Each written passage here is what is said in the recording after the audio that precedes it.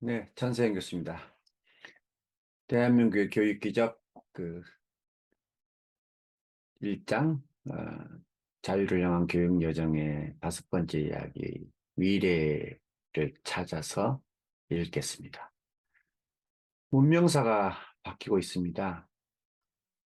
넷세대라고 불리는 자녀들의 소통법과 우리 어른 부모들의 소통법은 다릅니다. 부모들과 어른들은 좀 무섭고 두렵지요.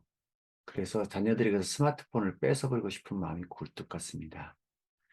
부모들은 자녀들이 두꺼운 철학책과 난해한 상대성 원리를 공부하기 바라지만 자녀들은 케이팝을 즐기고 방탄소년단에 열광합니다. 피겨왕 김연아를 꿈꾸기도 하고 또 다른 꿈을 꿉니다. 초중등 학생 중에는 꿈이 유튜버인 친구들이 많아졌습니다. 요즘은 어, 앞서 나간 어른들도 시골의 할머니들도 유튜버가 돼서 대박을 이뤘다는 소식도 들리죠. 세상이 정말 많이 변해갑니다. 교육부가 발표한 2019년 초중등 진로교육 현황조사에 따르면 기존 전통적인 직업군이 주도해왔던 학생들의 장래희망에 유튜버 등 소위 크리에이터가 상위 희망 직업으로 급부상했습니다. 아프리카 TV나 유튜브에서 활동하는 BJ 등 1인 크리에이터들이 연예인 못지않는 인기를 누리면서 학생들의 장래희망도 큰 영향을 미치고 있는 것이죠. 물론 아직은 모릅니다. 다만 농경시대가 산업시대로 바뀌었고 선사시대가 역사시대로 바뀌었듯이 세상이 그냥 늘 변화한다는 진리 정도로 받아들이죠. 그러나 초등학교 교과서가 해마다 어려워져서 엄마 아빠가 숙제를 도와주기도 어렵다고 합니다. 글쎄, 교육학자들이 뭔가 크게 잘못하고 있는 것 같죠? 사실 공부는 어떻게 보면 처음부터 결코 쉬운 일은 아니었습니다. 조선시대 사람들 대부분은 과거에 근처도 못 가봤고, 학생이라는 묘비명으로 생을 마감했습니다. 묘비명에 쓴 학생은 과거 초시에도 합격하지 못했단, 그래서 어찌 보면 무덤 안에서도 평생 공부해서 학생 딱지를 떼라는 그런 것처럼 들리기도 합니다. 어쨌든 그처럼 공부는 우리에게는 평생의 소원이 되었고 사람들의 한이 되었습니다. 물론 공부는 어려운 일이 아니었고 어, 조선인들만 그런 한을 가지고 살지는 않았습니다.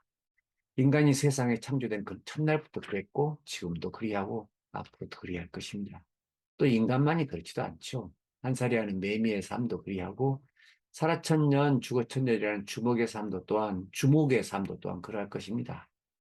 생명은 그 자체가 시작 순간부터 마지막 순간까지 치열함의 연속이고 한을 삼켜가는 과정입니다. 인류의 어쨌든 오래된 소망은 동서고금을 통해 변함없이 학생 딱지를 떼는 일이었죠. 학생 딱지를 뗀다는 것은 이제 성인이 되고 남을 가르칠 수 있게 되고 자유인이 된다는 것을 의미합니다. 제게는 새로운 희망이 보이기 시작했습니다. 디지털 소통의 기술이 어느 순간 인류의 곁에 온 것입니다.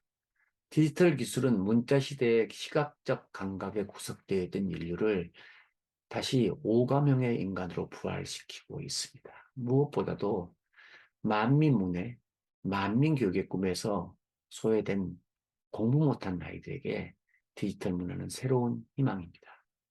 개미에게 추운 겨울 식량을 얻어야 했던 배짱이에게도 희망의 노래가 들리는 거죠. 배짱이의 노래가 이제는 식량을 가져다 줍니다. 케이팝의 인기는 단순히 한류의 문화 수출이 아닌 인류 문명사의 코페르니쿠스적 전환을 예고합니다. 아니, 이미 우리에게 보여주고 있습니다. 배짱의 슬픈 사연부터 들어봅시다. 다시 한번. 이솝우화가 발단이었죠. 어쩌자고 이솝은 배짱이를 게으름뱅이로 천연 같은 낙인을 찍어버렸을까요? 사실 뙤약볕 아랫목에서 피가 터지도록 노래를 불러댔던 배짱이의 그런 슬픔이었죠. 어쩌면 배짱이는 말이죠. 개미의 등에 흐르는 땀방울 하나라도 씻겨줄까 싶은 마음으로 노래를 불렀고 가끔 개미는 씩 웃어주었습니다. 그런 날이면 일을 마친 개미가 한 줌 쌀을 쥐어줬을지도 모르죠. 왜냐하면 배짱이가 타고난 재주는 노래였던 것이죠. 개미처럼 힘이 세서 만난 곡식을 거둘 수가 없었죠. 그렇게 배짱이는 한여름을 나고 추운 그 겨울이 되었으나 식량은 그새 바닥이 나고 말았죠.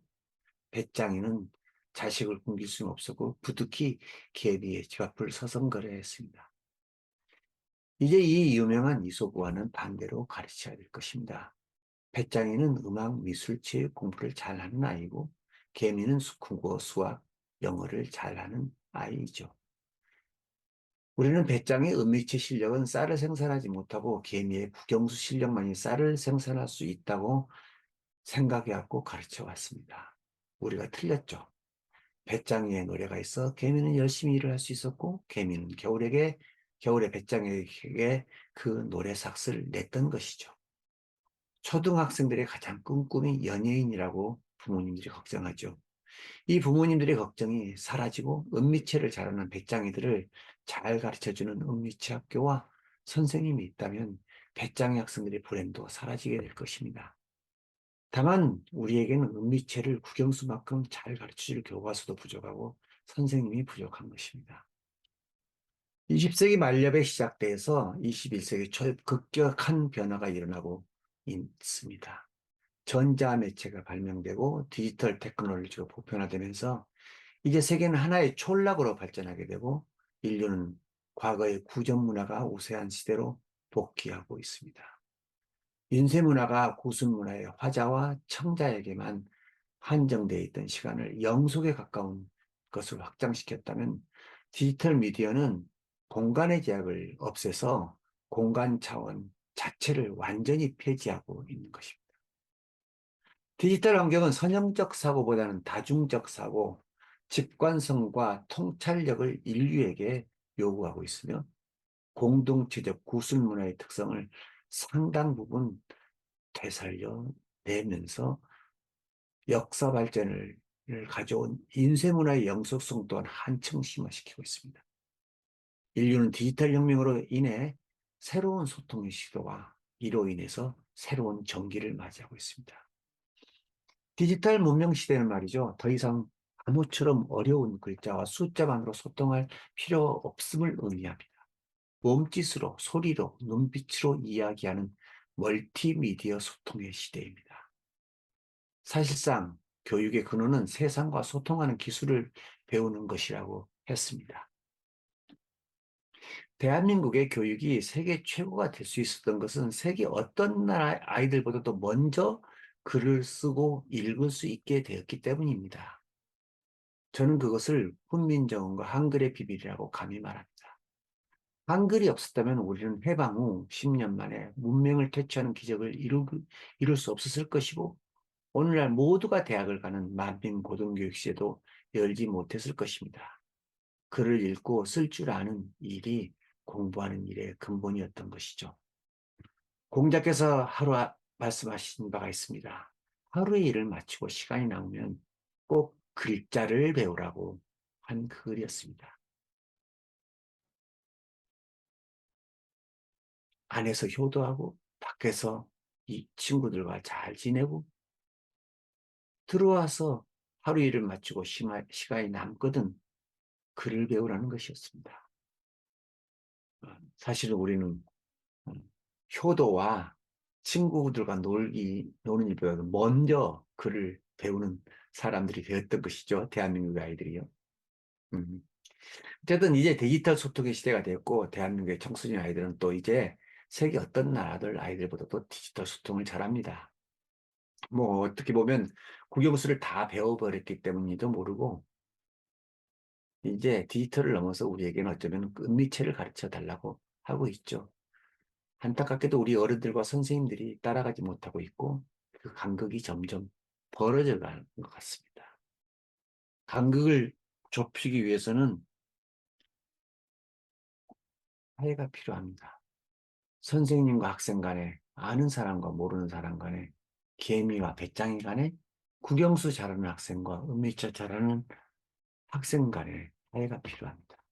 세종대왕께서 훈민정음을 통해 무지한 백성들과 고고한 양반네들과 화해를 시켰듯이 이들은 서로 화해해야 합니다. 화해를 하려면 무엇보다도 먼저 어른들과 선생님들이 아이들과 학생들이 처지를 먼저 살펴줘야 합니다. 그리고 만나 봐야 합니다. 그리고 대화해야 됩니다. 그리고 소통해야 됩니다. 그래야 그다음 무엇을 같이 할 수 있을 것일지 생각이 날 것입니다. 아직 서로 아무것도 모릅니다. 알지도 못하면서 미리 재단하고 미리 결정하고 미리 행동하면 다시 불통의 시대가 반복되고 세상은 그렇게 또 다른 막다른 길로 시달릴 것입니다. 세종께서는 시력을 잃어가면서까지 소통의 방법을 찾았습니다.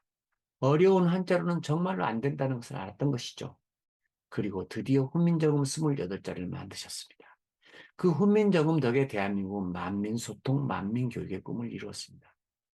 세종께서 어리석은 백성의 마음을 헤아렸듯 지금 대한민국의 선생님이 대한민국의 학생들과 함께 한다면 새로운 세상을 열 수 있을 것입니다. 저는 그것을 스마트 교육이라는 희망에서 찾아보고자 합니다. 스마트 교육에 대해서는 다음 시간에 읽도록 하겠습니다.